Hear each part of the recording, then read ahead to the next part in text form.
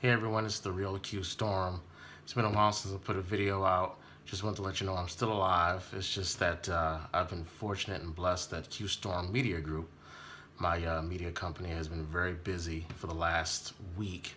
That plus the fact that we just all went through a very surprising loss. We lost one of the last true funksters, last true musicians, that being Prince Rogers Nelson, the man himself.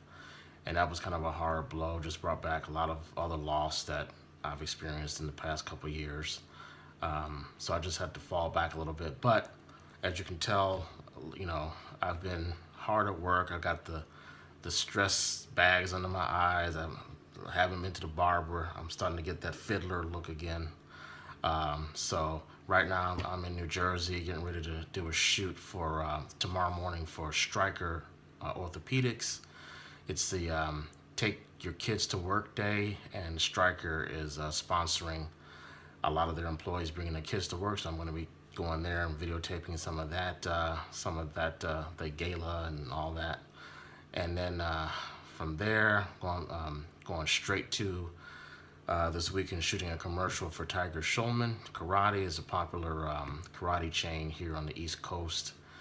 And then next week I'm going to shooting a commercial for some security company. I'm not really sure just yet. The details aren't all in. So I've been real busy. That's the only reason I haven't put up a video in quite a while. But I'm going to be back. I'm going to deliver, I'm going to record a eulogy or a memorial, my thoughts on the artist Prince. I'm going to put that up next week. I'm also going to review some finales. I know I'm late and behind that, but I want to review Supergirl. I want to review Better Call Saul.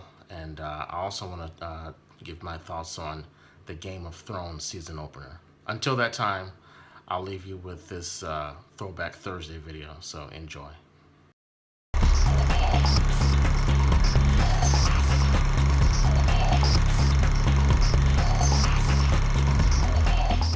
Usually I devote these segments to reviewing movies, TV, videos, all things geek. But this time I decided to get a little political because I just had to speak my mind about this one issue, perhaps to my detriment. This morning I woke up, checked my email, and saw that my man Afro Nerd had sent me a link to a commercial that's causing something of a stir. By the way, check out Afro Nerd on Blog Talk Radio. He does a great show that I listen to whenever I can. It's not for everybody, but if you can get with the message, it's a great show. The commercial is a Toyota spot called Swagger Wagon, featuring Busta Rhymes. Take a look. Look, I done been around the world in every square inch of the planet. It don't matter where we at, we keep it fresh down to the fabric. Keep it regal, sharp as a needle. You know that it's a habit. All my folks is powerful people. You know we got it mastered. I see the way you do it and the way you get to cracking. Okay. You pull up rims shining. Trust me, I'm digging your wagon. Again, we go across the almanac. Y'all know who be the waviest, but when it comes to this cul-de-sac, this family is the craziest. Now, Black Twitter has weighed in, and from what I can tell, the consensus is that people now hate Busta. Some say he sold out. Some complain he got fat. I take particular umbrage at that because, hey, it happens when you age, people. I'm living proof of that. But is it also because it's a portrayal of a white suburban family trying to act hip-hop? All right, listen up, mother fathers. This one's about the swagger wagon. I wash your mouth out with soap if you call it a minivan. That's a dirty word. Drop that beat. Well, if so, let's imagine for a second if it were a black family. You mean to tell me we really wouldn't lose our minds then? Yeah, it's called the swagger wagon. I know that it sounds like bragging when we pull up to karate. Other parents' tongues are wagging. They be like, who that is? And let's imagine if it were a white rapper instead of Busta Rhymes. Would that have been better? What I'm saying is I really can't think of a scenario where the outrage makes any sense. Who is the largest consumer of hip-hop today? Who is arguably the top rapper in the game today? For that matter, tell me, what exactly is hip-hop nowadays? Now, some of my fellow podcasters suggested that I keep my mouth shut, since I may not know enough about hip-hop culture. And that may be true. I am not immersed in hip-hop culture. I'm not going to pretend that I am. But what I do know, and what I think I can say with confidence, is that whether we like it or not, hip-hop has gone mainstream. So why is Busta getting so much hate? Now, if your issue is that the rapping sucks, well, there's no argument there. But why is he targeted as a sellout? And I'm going to go there. Why was so much shame thrown at Mary? Crispy chicken, fresh lettuce, 3 cheeses, French dressing wrapped up in lime. And then this from back in the day. No one could get him to go on until the last piece was gone. Now that's pop. Well, okay, yeah, that was bad. That was a bad example. Mainly because MC Hammer was whacked to begin with. The fried chicken did not help his cause. But moving on. Also this morning, I checked my Facebook news feed and I found a link to this clip.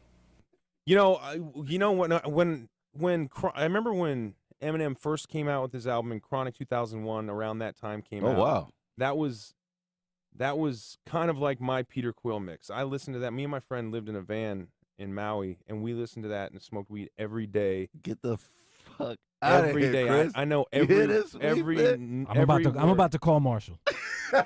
Let's Dude, go. I tell you what, I know every word to that album.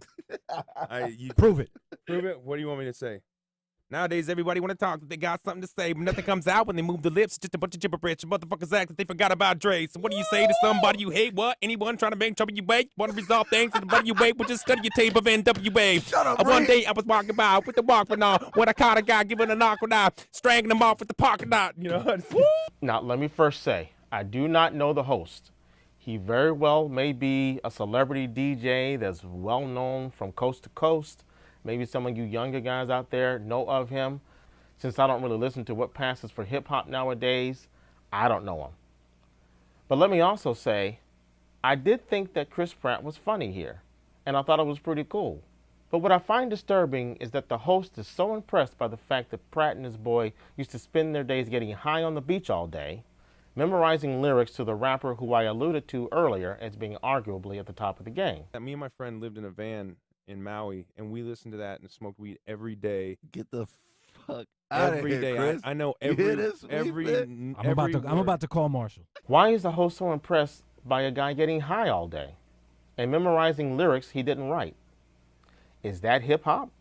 Now let me just back up for a second and state clearly, I'm not mad at Chris if that's what he did back in the day, or even if he does it now. I'm just saying it's not how I would choose to spend my days. I hope that my kids would try to find something a little bit more productive to do with their time. And just for the record, I am for the legalization of marijuana. But the fact that Chris reveals this information to us, the fact that the DJ seems to be so impressed with it, does that mean that Chris now has street cred? In other words, the host fawns over the white actor spitting lyrics from a white rapper. That gets love. And it proves that hip hop has gone mainstream.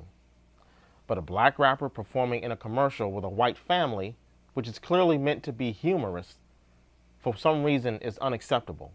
To be clear, I'm not mentioning race to say that I'm against Chris Pratt or the host, or Busta or anybody. But I have a problem with the double standard. Now, I enjoyed Chris in the Guardians of the Galaxy. I thought he was hilarious. I'm going to go check out Jurassic World, which he's starring in later, and I will follow his career. On top of that, I thought he was funny here. And I thought the Toyota commercial was funny as well. It made me laugh at no one's expense. Not Busta's, not the white family, not at the expense of my blackness, not at the expense of hip-hop culture. I believe all that was intended was to make people laugh, which is a typical technique used in advertising. So until we get a hip-hop artist that appears online or on TV hawking fried chicken with a plate of ribs and a slice of watermelon while washing it down with a glass of grape Kool-Aid, can we cut these guys some slack? And that's the martini.